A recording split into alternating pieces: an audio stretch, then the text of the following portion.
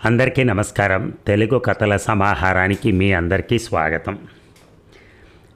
మనకి ఈ కామెంట్స్ అవి పెడుతూ ఉంటారు కదా, దాంట్లో కొల్లూరి జయలక్ష్మి గారు అంటే నాకు కూతురుతో సమానం. ఎందుకంటే ఆమె నన్ను బాబాయ్ అని పిలిచారు. చాలా ఆనందం అనిపించింది. ఏది ఏమైనా ఆ అమ్మాయి అంటే మా అమ్మాయి కోరుకున్న విధంగా ఆమె స్పెసిఫిక్గా ఒక సీరియల్ అంటూ ఏమీ చెప్పలేదు నాకు. మాలతీ చందూర్ గారి ఒక నవల ఒకటి చదవండి, ఆమె కొన్ని మంచి విషయాలు చెప్తారు అని అన్నట్టుగా. అందుకని మాలతీ చందూర్ గారు రచించినటువంటి ఆలోచించు అనే ఒక నవల ఇప్పుడు మొదలు పెడదాం. ముందు మొదటి భాగంలోకి వెళ్దాం. ఆలోచించు మొదటి భాగం, రచన మాలతీ చందూర్ గారు. మరి కథలోకి వెళ్దామా? కారు ఆగింది. పచ్చని మామిడి తోరణాలు, రంగుల చాందినీతో గేటు ముందు అలంకారం. తమ రాక కోసం ఆత్రంగా ఎదురు చూస్తున్న ఎన్నో కళ్ళు కారు తలుపు తీసి ఆహ్వానిస్తున్నారు.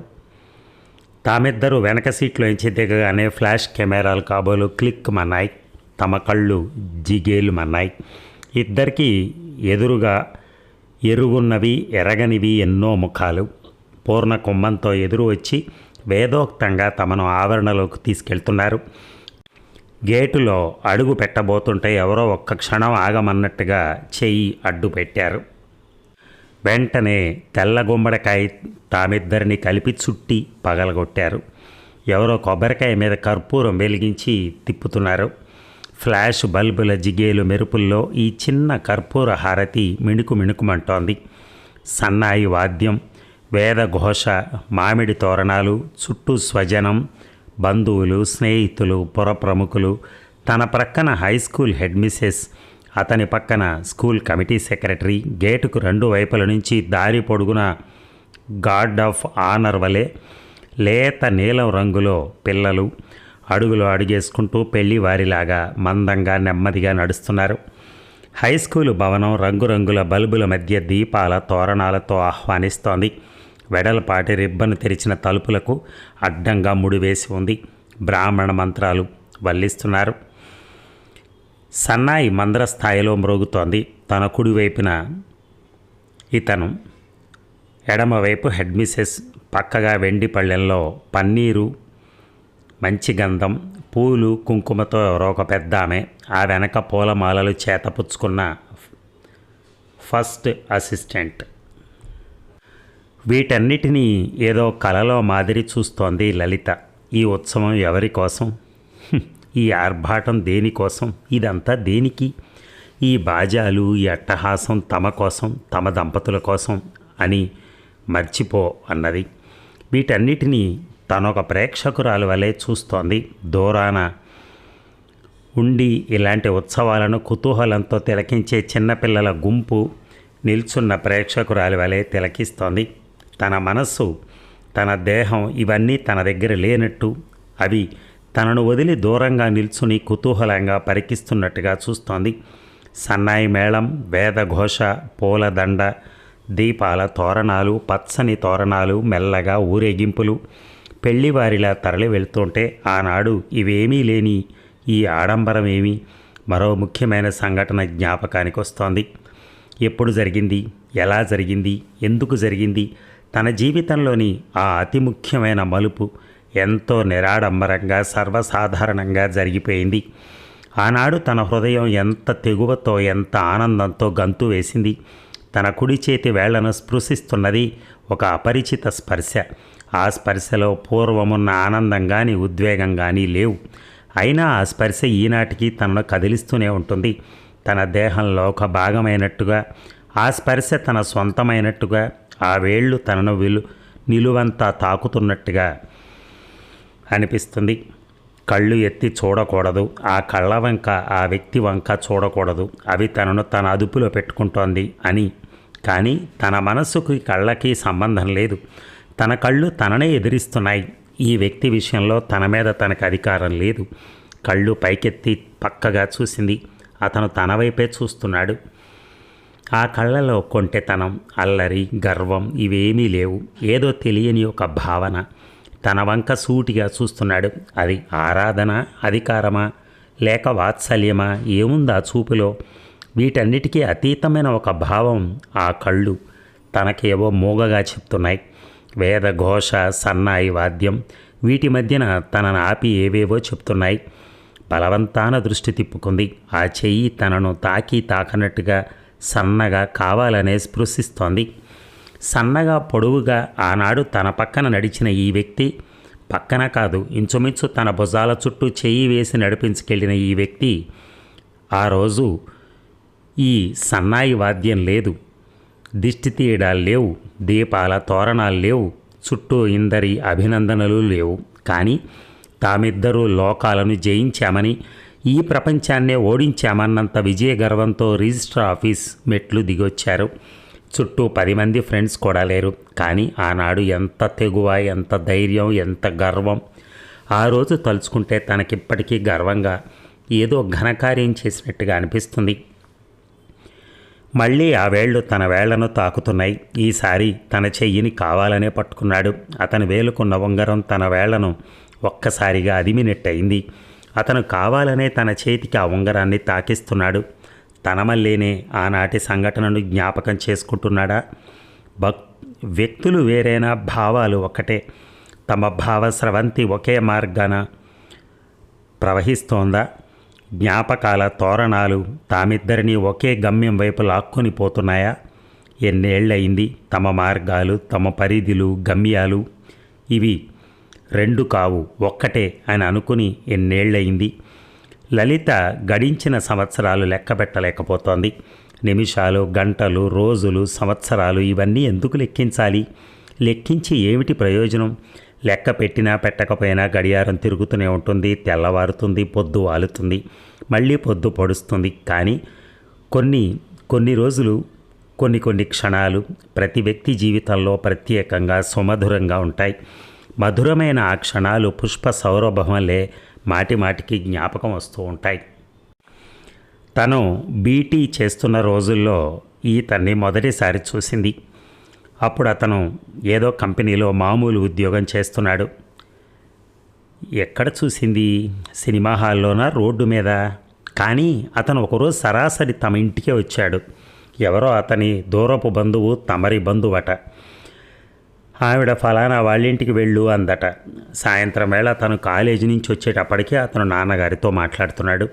తను కాలేజీ నుంచి వచ్చి కాళ్ళు చేతులు కడుక్కుని కాఫీ తాగి మరునాటి మోడల్ టీచింగ్కి చార్ట్స్ వేసుకుంటున్న 3 గదుల వాటా తమది.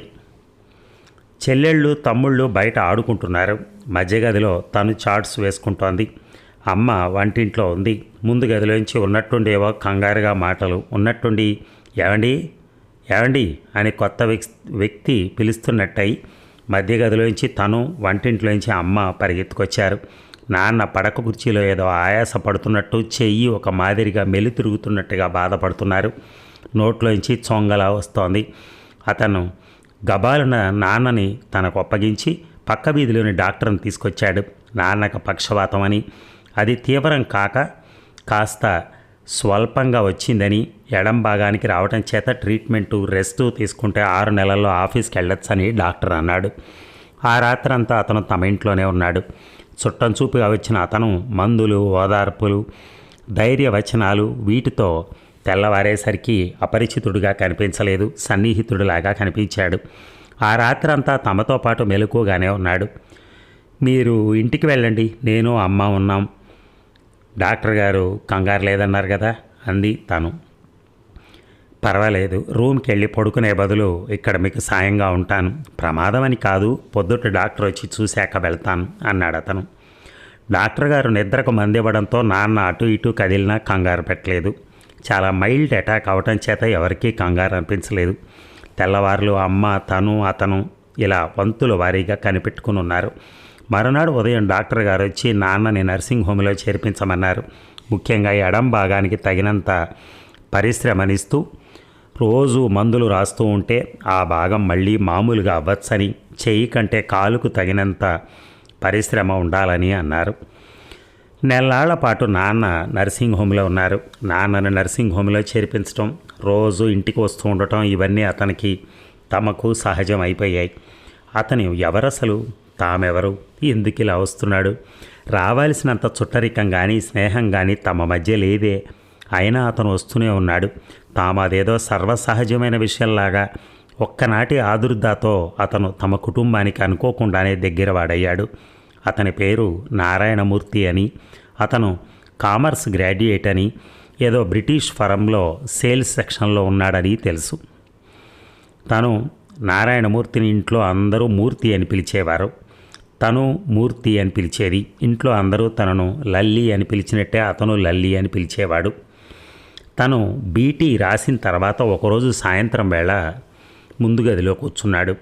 అప్పుడు తనను అడిగాడు, లల్లి, ఈ సాయంత్రం బీచ్కి వెళ్దాం వస్తావా అని. తను కొంచెం ఆశ్చర్యంగా చూసింది. అతను తన్నెప్పుడు ఇలా ప్రత్యేకంగా బయటికి రమ్మని పిలవలేదు. మధ్యగదిలో నాన్న పడుకొని ఉన్నారు, అమ్మ లోపలుంది. తను ప్రశ్నార్థకంగా చూసినట్టుంది. నీతో ప్రత్యేకంగా మాట్లాడాలి అన్నాడు. అమ్మతో చెప్పొస్తాను అంటూ లోపలికి వెళ్ళింది తను. ఎందుకు రమ్మంటున్నాడు, ఏం మాట్లాడతాడు అని మదన పడింది తనలో తను. కానీ ఏదో లీలగా అతను అడగబోయేది, మాట్లాడబోయేది తనకు స్ఫురిస్తూనే ఉంది. ఏదో సంచలనం, అలజడి కలుగుతోంది. మూర్తితో బీచ్కి వెళ్తున్నాను అని అన్నప్పుడు అమ్మ ఒక్క క్షణం తటపటాయించింది. మళ్ళీ ఏమనుకుందో ఏమో. వెళ్ళు, త్వరగా వచ్చేయి అంది. అమ్మ వెళ్ళొద్దు అని అందామనుకుందా? అప్పుడు తనేం చేసి ఉండేది? ఎదిరించి వెళ్ళేది. తగినంత కారణం లేనప్పుడు అతను రమ్మని అంత మర్యాదగా సూటిగా పిలిచినప్పుడు రానని ఎందుకు అనాలి? వెళితే తప్పేమిటి? ఇలాంటి ప్రశ్నలు తను వేసి ఉండేది. తను అమ్మతో ఘర్షణ పడైనా వెళ్ళుండేది. అతనేదో దురుద్దేశంతో రమ్మనమన్నాడని అమ్మ అనుకుని ఉండదు. కానీ ప్రత్యేకంగా మాట్లాడే ఆ విషయం ఏదో ఇక్కడే మాట్లాడొచ్చు కదా అని అమ్మ ఉద్దేశం కావచ్చు. కానీ తనకు వెళ్ళాలనుంది. అతను ఏం చెప్తాడో వినాలనుంది. చీర మార్చుకుని చెప్పులు వేసుకుని బయలుదేరింది. సందు మొదలుగా ఉన్న ట్యాక్సీని ఆపి ఎక్కమన్నాడు. తనకు ఆశ్చర్యంగా ఉంది. బీచ్కి వెళ్ళేందుకు సరాసరి బస్సు ఉంది. మాట్లాడకుండా ఎక్కింది. ఆయన ట్యాక్సీని ట్రిప్లికేన్ బీచ్కి శాంతోమ్కి మధ్య ఆపించి డబ్బులు ఇచ్చి పంపేశాడు. అక్కడ కొంచెం తెరిపిగా ఉంది. చాలామంది మెరీనాలోనే సర్దుకుంటారు. అక్కడ జనం అట్టే లేరు. బీచ్లోకి వెళ్ళి సముద్రపు కెరటాలు తమ కాళ్ళ వైపు పరిగెత్తుకొస్తూ ఉంటే తడిపొడిగా ఉన్న ఇసుకలో కూలబడ్డారు. తను దూరాన నిశ్చలంగా కనిపిస్తున్న ఓడ వైపు చూస్తూ ఉంది. నిజానికి అది సముద్రపు రేవు వైపు పయనిస్తూ ఉంది. కానీ దూరానికి చలనరహితంగా కనిపిస్తోంది. బహుశా తను అంతేనేమో. తన హృదయం ఉద్వేగంతో కొట్టుకుంటోంది. మనసు ఏవేవో వినాలని తొందరపడుతోంది. ఏదో స్పందన తనను ఉక్కిరి బిక్కిరి చేస్తోంది. మనసులో ఉన్న అలజడిని, ఆవేశాన్ని పైకి కనపడనీయకుండా దూరాన ఉన్న ఓడలాగా ఆ ఓడ వంక చూస్తూ కూర్చుంది. పక్కన కూర్చున్న అతని ఉనికిని తన మనస్సు, తన హృదయం నిలువెల్లా గమనిస్తోంది. సముద్రపు హోరు, తమ మధ్య ఒక్క మాట కూడా లేదు. నిశ్శబ్దంలో మాటలకందని భాషలో ఎమడని ఎన్నో మాటలు, ఎన్నో నివేదనలు. సముద్రపు హోరుని మించి బిగ్గరగా మాట్లాడుతున్నట్టు అనిపిస్తోంది. ఏం చెప్తాడు? ఏం అడుగుతాడు? ఎలా అడుగుతాడు? తానలా ఎలా బదులు చెప్తుంది? ఏమని బదులు చెప్తుంది? పక్కకు తిరిగి అతని వైపు చూడలేకుండా ఉంది. చూడాలని ఎంత ఆతృతగా ఉందో, కుతూహలంగా ఉందో కానీ తను తల తిప్పలేకుండా ఉంది. తల వంచుకుని తడి ఇసుకలో అతను ఏదో రాస్తున్నాడు. ఏం రాస్తున్నాడు? చూపుడు వేలుతో రాస్తున్నాడు. తన పేరా? కళ్ళెత్తి చూడాలని అనిపిస్తోంది కానీ చూడలేకుండా ఉంది. ఏదో పిరికితనం, సంకోచం. ఆ రాస్తున్న వేలు అలాగే ఒక్క క్షణం ఆగిపోయి ఆ కుడి చెయ్యి ఇసుక మీద నుంచి నెమ్మదిగా జరిగి తన ఎడమ చేతి మీదకి మృదువుగా పడింది. ఆ స్పర్శ అతి మృదువుగా ఉంది. ఒక్కసారి తన ఒళ్ళు కంపించినట్లయింది. ఆ చెయ్యి అలాగే తన చేతి మీద ఉండి బిగుసుకుంది. నెమ్మదిగా తన చేతిని అతని చేతిలోకి తీసుకుని వదలకుండా గట్టిగా పట్టుకున్నాడు. తను వద్దు అనలేకుండా ఉంది. ఏమిటి చొరవ అని ప్రశ్నించలేకుండా ఉంది. చేయి వెనక్కి లాక్కోలేకపోయింది. అతని చేష్టలకు అతి సహజంగా అనిపిస్తున్నదే తప్ప చేయి వెనక్కి లాక్కోవాలని అనిపించలేదు. 5, 10, 15 నిమిషాలు తన చేతిని విడవకుండా అలా గుప్పెట్లో పట్టుకుని కూర్చున్నాడు. ఇద్దరి మధ్య ఒక్క మాట కూడా లేదు. తన గుండెలు వేగంగా కొట్టుకోవటం అతనికి వినిపిస్తోందా? దబ్బని వినిపిస్తున్న ఆ శబ్దం తన గుండెలదా లేక అతని గుండెలదా? అది ఈనాటికి తను చెప్పలేదు. ఏదో మాట్లాడాలని అన్నారు అంది ఆఖరికి తనే. నేను మాట్లాడేశానుగా. ఎప్పుడు అని అడిగింది. ఇప్పుడే నేను అడిగాను, నువ్వు జవాబు చెప్పావు, నా ప్రశ్నకు నీ జవాబు అంటూ అతని గుప్పెట్లో తన చేతిని తన 2 చేతులలో పెట్టుకుని పెదముల దగ్గరికి తీసుకున్నాడు. ప్రేమ భాష ఇంత సున్నితంగా ఇంత సూటిగా ఉంటుందా? పెదవి మెదపకుండా అతను తన హృదయాన్ని కట్టేశాడు. కాదు అనగలదా? కాదు అనటానికి తనకిష్టం లేకపోతే కదా. అసలు ఆ క్షణం దాకా ఇతను తనకింకా ఇంత దగ్గరవాడని, ఇతనిపై తనకింత మక్కువ ఉందని తనకు తెలియదు. నేను ఇష్టపడకపోతే అంది తను ఏదో అనాలని. ఇష్టం లేకపోతే నా చేతి కింద నీ చెయ్యి అలా కంపించి ఉండేది కాదు. అంతసేపు నీ చెయ్యి నా గుప్పెట్లో బందీ అయ్యేది కాదు. ఈ విషయంలో అనుభవం ఉందా? నాకు ఆడపిల్లలను చూస్తేనే చాలా భయం. నిన్ను చూస్తే అసలే హడల్. అలాంటి వారు బీచ్కి ఎలా రమ్మన్నారు? నెలలాళ్ళు రిహార్సల్స్ వేసుకుని వాళ్ళ ధైర్యంగా అడిగాను. 2 నెలలు నిద్ర చెడగొట్టుకుని ఈరోజు సూటిగా అడగగలిగాను. నమ్మలేనట్టుగా చూసింది. అతను చెప్పుకుపోతున్నాడు. మాకు మీకు దూరపు బంధువైన ఆవిడ మీ ఇంటికి ఎందుకు వెళ్ళమందా అని తిట్టుకోని రోజు లేదు.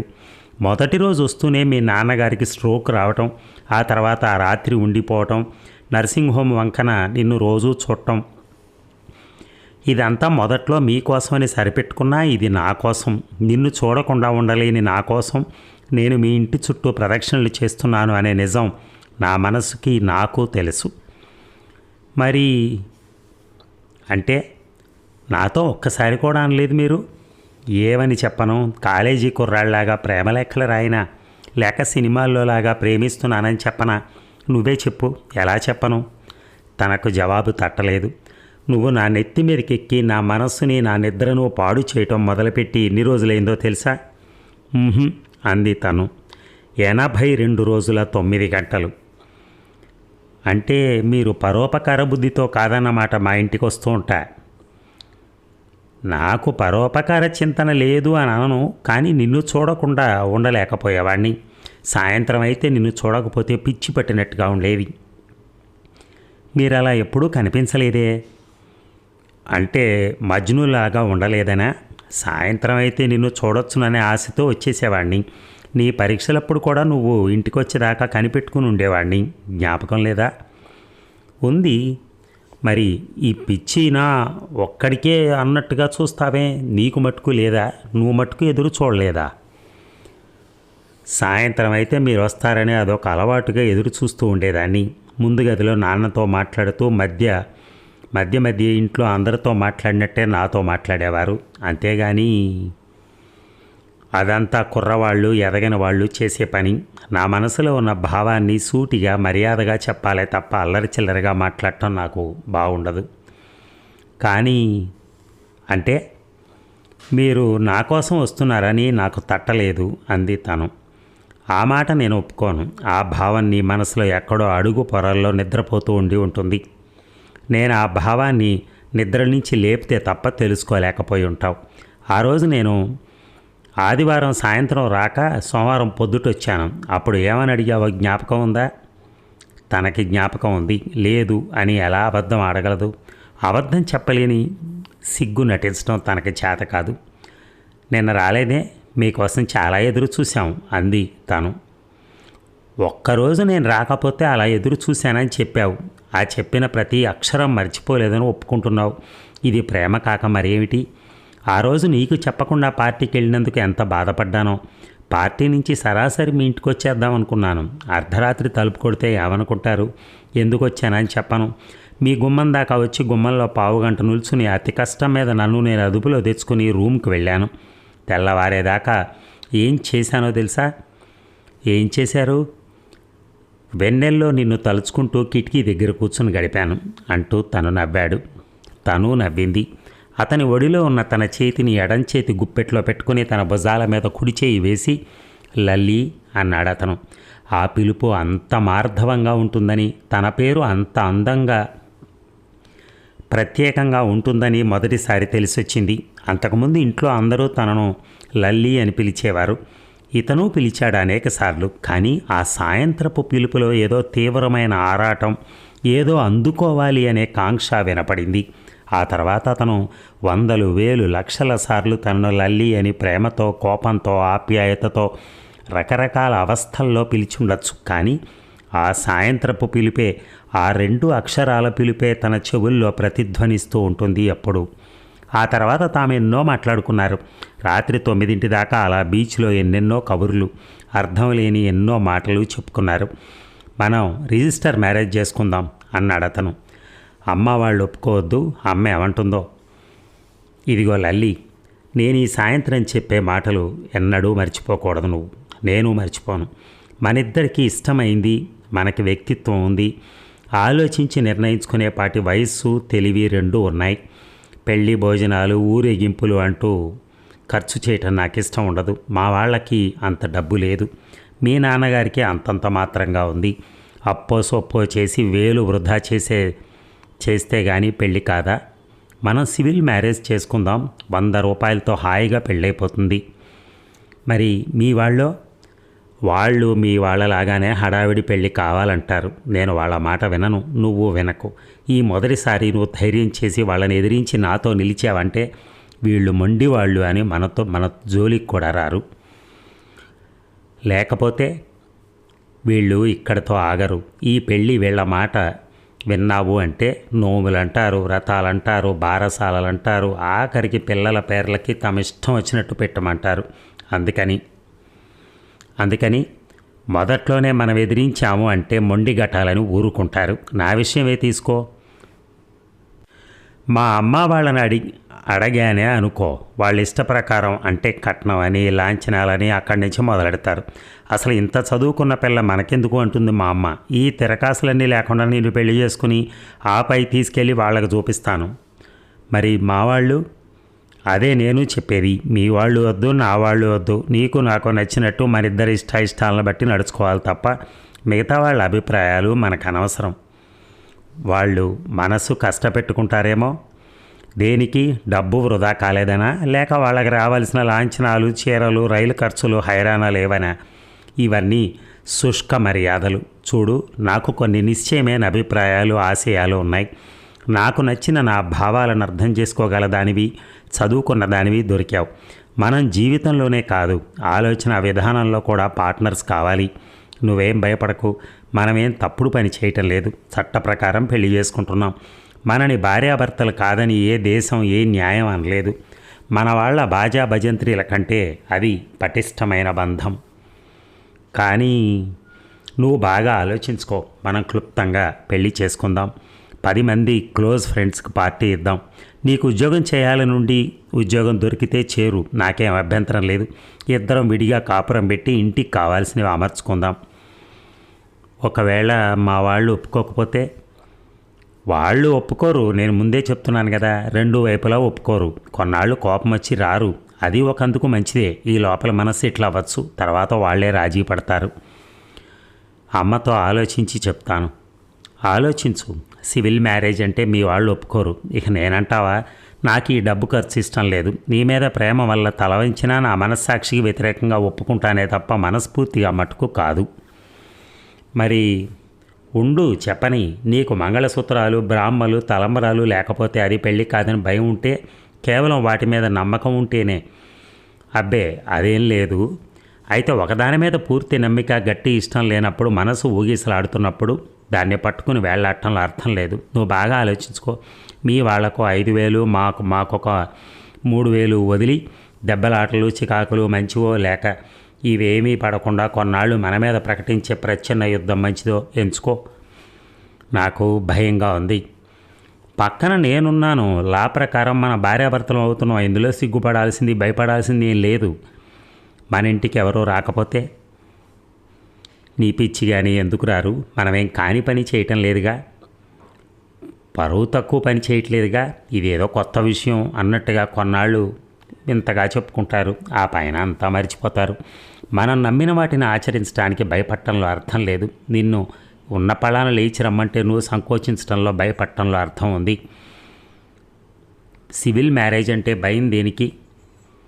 చుట్టుపక్కల వాళ్ళు నువ్వు ఇవన్నీ మర్చిపోవటం నేర్చుకోవాలి. మనం సూటిగా వెళ్ళిన నాళ్ళు ఎవరేమనుకున్నా లెక్క పెట్టకూడదు అంటూ అతను వేలుకున్న ఉంగరం తీసి తన ఎడం చేతి రెండో వేలుకు తొడిగాడు. తను వేలుకున్న ఉంగరం తీసుకుని అతని మధ్య వేలికి పెట్టుకున్నాడు. విపరీతమైన వేగంతో నిర్ణయాలు తీసేసుకుంటున్నాడు అతను. తను అడ్డు చెప్ప లేకుండా ఉంది. రెండు చేతులను పక్కపక్కన పెట్టుకుని చూస్తున్నాడు అతను. ఉంగరాలు ఎప్పట్లా ఉంచేయండి, పెద్దవాళ్ళకి చెప్పకుండా. మనం నిర్ణయం చేసుకున్నామని అమ్మ వాళ్ళకి కోపం రావచ్చు. అలాగే, కానీ నీ వేలునున్న ఉంగరం నాది, నా ఉంగరం నీ వేలికి ఇవాళ కాకపోతే రేపు వస్తుంది. నన్ను మీ నాన్నగారితో మాట్లాడమన్నావా? వద్దు, రాత్రి నేను ముందు మా అమ్మతో ఈ విషయం కదుపుతాను. మీరు వచ్చినప్పుడు ఏ సంగతి చెప్తాను. ఏ సంగతి అంటే అదే వాళ్ళ అభిప్రాయం. లల్లి, వాళ్ళ ఇష్టాయిష్టాలతో మనకు ప్రమేయం లేదు. మన పెళ్ళికి అడ్డు చెప్పడానికి ఒక కారణం చూపించమను. ఇద్దరం చదువుకున్నాం, కులాల ప్రసక్తి లేదు, ఒకరినొకరం ఇష్టపడుతున్నాం. అది నిజమే, కానీ ఇంకా కుంటి సాకులు ఏమన్నా చెబితే ఎదిరించి పెళ్లి చేసుకుందాం. నువ్వు ఆ విషయంలో నాకు మాట ఇవ్వాలి. ఎవరు అడ్డు పెట్టినా మన పెళ్లి మట్టుకు జరుగుతుంది. నాకు ఆ మాట ఇవ్వు, మిగతావి నేను చూసుకుంటాను. అందులో సందేహం లేదు అంది తను. గుప్పిడి వదలకుండా అలాగే ఇసుకలోంచి తనను పైకి లాగాడు. ఆ చెయ్యి ఊతగా తీసుకుని కూర్చున్న తను లేచింది. అతను వెంట నడుస్తూ రోడ్డు మీదకి వచ్చింది. ఆ తర్వాత ఏం జరిగింది? ఇంట్లో అంతా సంబంధానికి ఒప్పుకున్నారు. కానీ రిజిస్టర్ పెళ్ళంటే అదేదో తప్పుడు పని అన్నట్టుగా అంతా ముక్కు మీద వేలేసుకున్నారు. పెళ్లి కొడుకు గురించి, పెళ్లి కూతురు గురించి ఏ విధమైన అభ్యంతరం లేదు. కానీ వివాహపు తంతు గురించి ఇంట్లో హోరాహోరీ దెబ్బలాటైంది. చివరికి ఏమైంది? అందరినీ ఎదిరించి, అందరికీ కోపం తెప్పించి ఇద్దరూ సివిల్ మ్యారేజ్ చేసుకున్నారు. తన జీవితంలో అతి మూల్యమైనటువంటి ఆ మలుపు ఆ రోజున బాజా భజింత్రీలు లేవు, పూలమాలలు లేవు. రిజిస్ట్రార్ సమక్షంలో సంతకాలు పెట్టి ఉంగరాలు మార్చుకున్నారు. ఆనాడు బీచ్లో వేలుకు ఉంగరం తొడిగినట్టే అతనే ఉంగరాలు మార్చాడు. ఆ ఉంగరం కావాలనే మాటిమాటికి తన వేళ్లకు తాకిస్తున్నాడు. సన్నాయి వాద్యం ఆగేసరికి తను గబాలన వర్తమానంలోకి వచ్చి పడింది. గతంలో పరిభ్రమిస్తున్న తను ఒక్కసారి ప్రస్తుతంలోకి వచ్చి పడింది. స్కూల్ కమిటీ చైర్మన్ ఏదో చెప్తున్నాడు, దానికి అతను ఏదో బదులు చెప్తున్నాడు. చైర్మన్ అందించిన వెండి కత్తెర అతని చేతుల్లోకి తీసుకుని తన కుడి చేతిలో ఉంచి రిబ్బన్ కత్తిరించు అన్నాడు నిశ్శబ్దంగా. ఒక్క క్షణం పాటు నాకు ఇవేమీ వద్దు, ఈ ఆడంబరాలు, ఈ గౌరవాలు ఏమీ వద్దు. ఈ పై హోషులన్నీ మీరు అలవాటు చేసుకున్నవి, మీరే కత్తిరించండి. ఈ ప్రారంభోత్సవం మీరే చేయండి అందామనిపించింది తనకి. కానీ తను అనలేదు, అనకూడదు. తనలో ఎన్నో భావాలు, ఎన్నో బాధలు, పైకి అనకూడనివి ఎన్నో ఉన్నాయి. వాటినన్నిటినీ ఏళ్ల తరబడి మనసులో దాచుకుని నలుగురి కోసం, చుట్టూ ఉన్నవారి కోసం మామూలుగా ప్రవర్తించడం అలవర్చుకుంది. ఈ పై ముసుగు తనకొక అలంకారం అయిపోయింది. ఒక్కసారి కళ్ళెత్తి అతని వంక చూసింది. ఆ కళ్ళల్లో ఏముంది? అతని కళ్ళు మామూలుగా స్నేహంగానే ఉన్నాయి. కానీ తనలోని కోపం, బాధ, అవమానం అతనికి అర్థం కాదా? అర్థం అయ్యే అలా ఉంటాడా?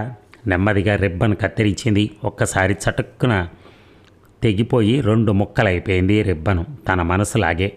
అందరూ హాల్లోకి ప్రవేశించారు. తమిద్దరిని అతి గౌరవంగా, మర్యాదగా, ఆప్యాయంగా వేదిక మీదకి తీసుకెళ్తున్నారు. ఒక్కొక్కరిని ముఖ్యులందరినీ పరిచయం చేస్తున్నాడు. వేదిక మీద పెద్దలు, విద్యామంత్రి, స్కూల్ కమిటీ చైర్మన్, ఎవరెవరో ఎన్నో పేర్లు వినిపిస్తున్నాయి. తన బుర్రలోకి ఒక్క మాట కూడా వెళ్ళటం లేదు. మరి ఈ భాగం ముగిద్దామా? మళ్ళీ రేపు కలుద్దాం. Thank you.